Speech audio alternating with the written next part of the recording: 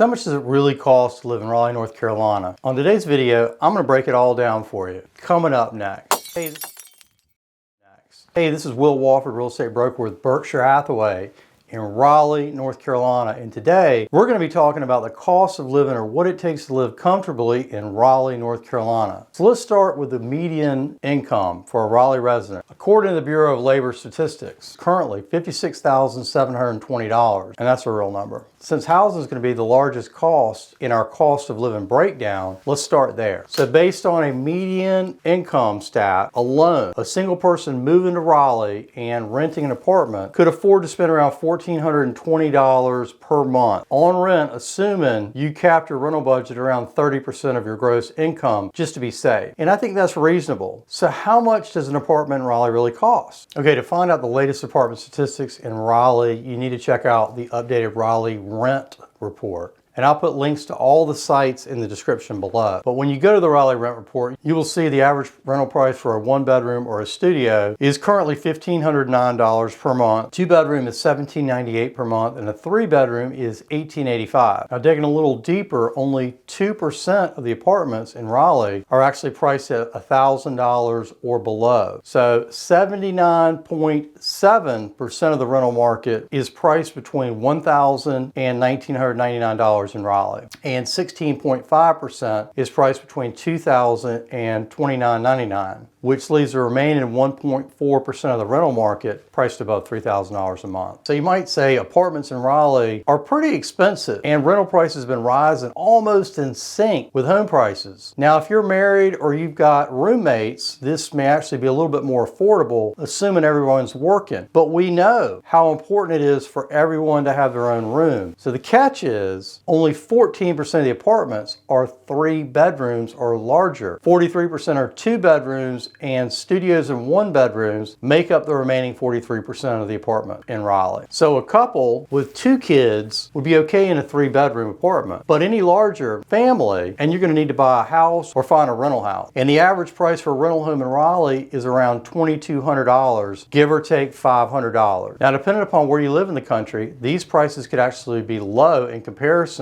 But in the last 12 months, and my data is as of October of 2021, so it's around 2 months behind, prices for rental apartments were up 22% year over year and 2.93% month over month. Now, I will say rental houses aren't going to fluctuate quite as much, and they are somewhat dependent on the property's location, condition, and the loan amount, if any, that's been financed. So a rental house that's been purchased in the last year or two by an investor, that's going to probably have a higher rent because there's a higher price or a higher mortgage associated with that rental property than an older property that was purchased, say, 10 years ago, and the price was dramatically lower, mortgage amount's been paid down, property is probably not in as good of condition. So a lot of variations here. Is it a single investor, or is it an investment pool, or is this owned by BlackRock? There's a lot of rental property in Raleigh, I'll tell you that. Now let's talk about the housing market in Raleigh, North Carolina. If you would prefer to own than rent, I know this market really, really well because I'm actually a Raleigh native, and Raleigh has steadily gotten better over the course of my life. And Raleigh's growth has finally reached an inflection point for me because I find that I'm surrounded with everything I want, and I actually have access to the beach and the mountains whenever I want to get away. And of course, a lot of other people see the quality of life we have here in Raleigh and also have an appreciation for that kind of lifestyle, which is one of the many factors that has increased the demand for housing in Raleigh. So the median price for a home in Raleigh, North Carolina is currently $389,000 and $425,000 for the larger Wake County, which includes the Raleigh suburbs like Wake Forest, Cary, Morrisville, Apex, Holly Springs, Knightdale, and so on. Now, I want to point out the price I gave you was for all property types. So that includes single family, townhomes, and condos. So if you want to break the median cost down by property type, it looks like this. Single family homes in Raleigh are currently $437,550. And Wake County, they're $470,000. A townhome in Raleigh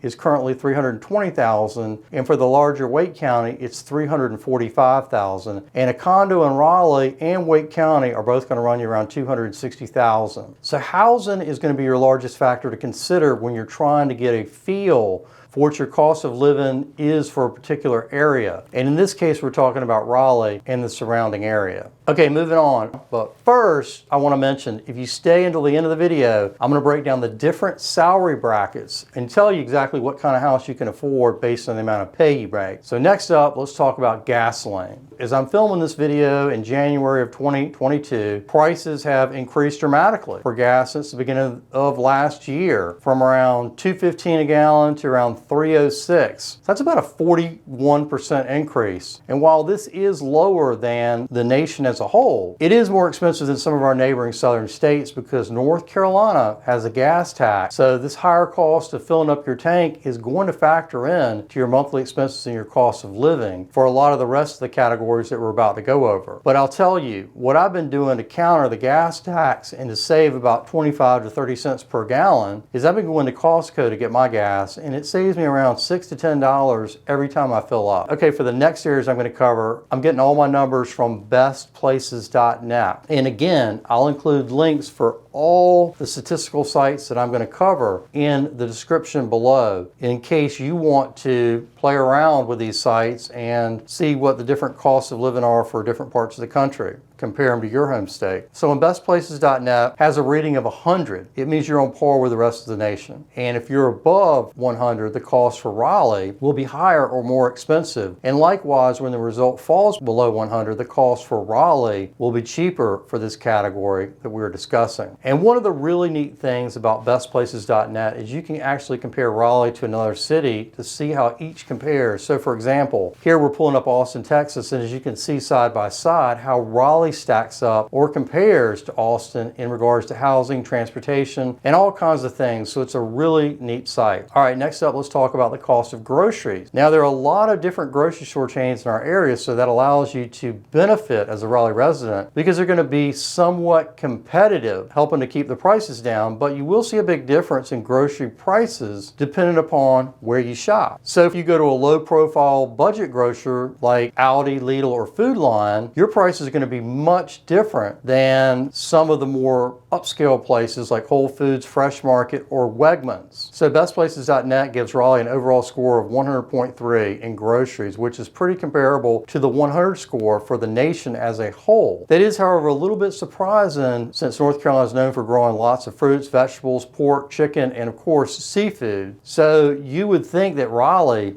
grocery store prices would be a little bit lower than they are, but that is the reality of the world that we're living in, and the stuff that we're growing and harvesting on the coast is actually being shipped out of state, out of country, so you just don't see it in the grocery stores around here. That's a fact. Next up, let's talk about the cost of health care, because that can certainly be a major cost when you incorporate your cost for insurance. In fact, it can easily be as high as your rental budget because North Carolina doesn't have enough carriers on their platform to make it competitive. So you're going to need to shop around outside the platform if you want a really solid plan at an affordable price. But despite the cost of insurance, bestplaces.net gives Raleigh an overall score of 97.3 for healthcare, which is actually lower than the entire state of North Carolina, which gets an overall score of 107.3 for healthcare. So people in Raleigh are actually paying substantially less for their healthcare than other people in North Carolina as a whole. And I can only imagine that can be attributed to the fact that there's some major teaching hospitals in our area, and the 3 universities that are affiliated with them are UNC, Duke, and ECU. So some major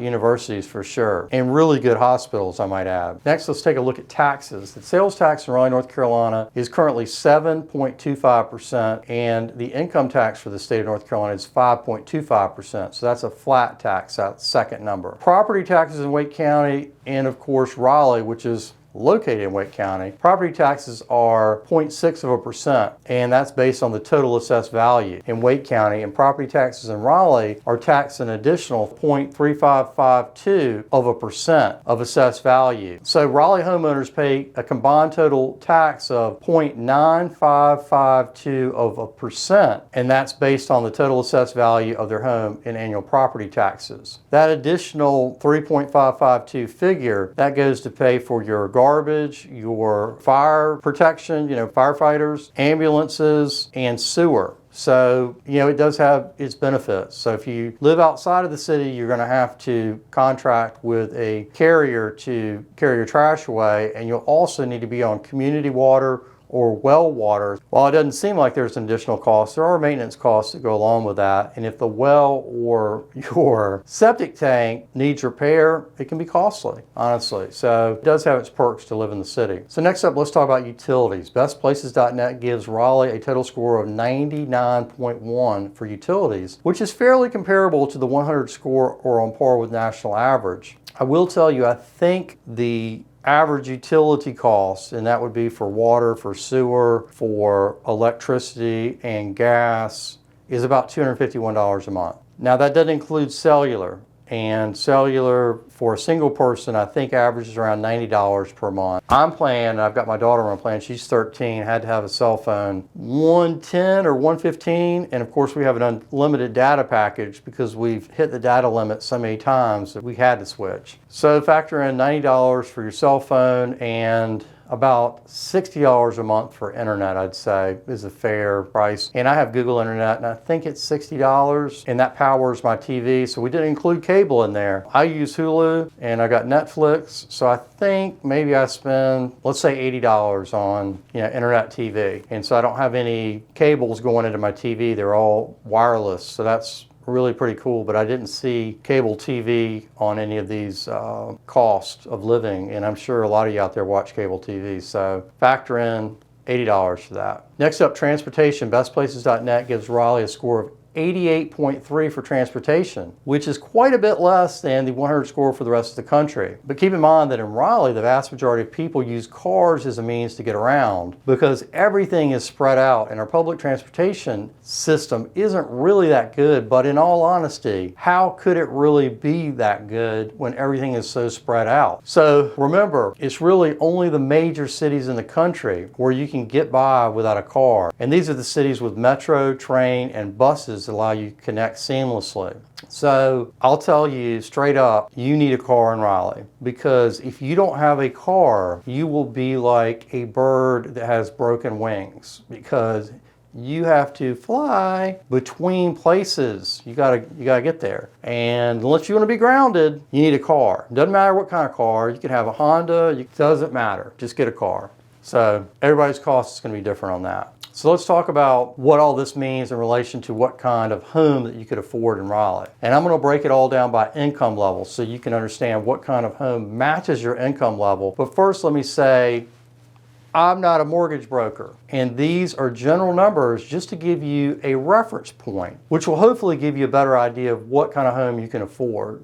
But of course, everybody's different. So I recommend that you speak with a mortgage broker, or I can connect you with our in-house lender that can give you specific numbers for your unique situation. Because remember, everybody's unique. And when you want to break down the cost of living for Raleigh, or any city for that matter, our costs are going to all be different. And I saw some food numbers on these statistical sites, for example, that said that you could go ahead and allot $300 for your monthly food. Well, that ain't gonna work for me. And it might not work for you. I eat a lot more food than that. Going out or fast food or cooking. I cook a lot at home. But the reality is the cost of steaks, seafood, meat, dairy, all that stuff, vegetables, they have risen dramatically. So you have to know kind of what your habits are and be realistic about this. All right, let's break it all down. If you have a median household income of $60,000 per year with at least 3% to put down, and an additional $5,000 to $10,000 for closing costs. And I do say $5,000 to $10,000. It's probably going to cost you on a cheaper home like that, maybe $4,000, $4,500 closing cost.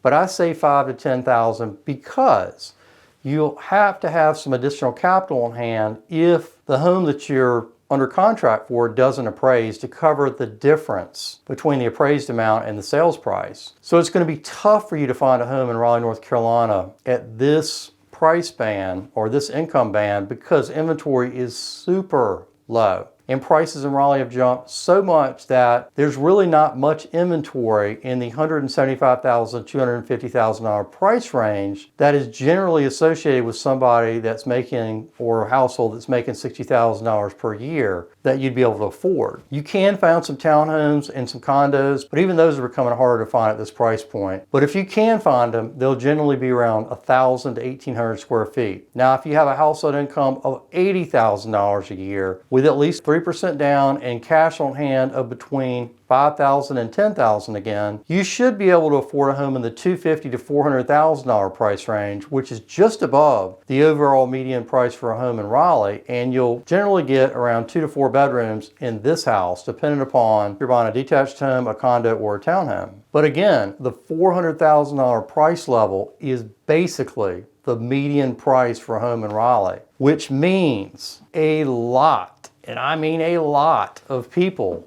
are looking for that very property. So it's very competitive in this price bracket and difficult for most buyers to handle because just the stress of putting offers in. You may need to put 5 or 6 offers in before you actually win one, assuming that you're learning from your mistakes when you put offers in how to win a property. So listen to your realtor on this because it's difficult, but you can definitely 100% win a home in this price bracket. You just have to have the financial wherewithal to support any appraisal deficiencies to a reasonable level, and you need to be competitive. Not reckless, but competitive so that you can get something under contract, which is going to need the help of a realtor, in my opinion. Now, if your annual household income is $120,000 or more, you can likely afford a home somewhere between $400,000 and $700,000, as long as you have cash for 5% down and between $6,000 and $15,000 in closing costs. And I've increased the down payment money and closing cost money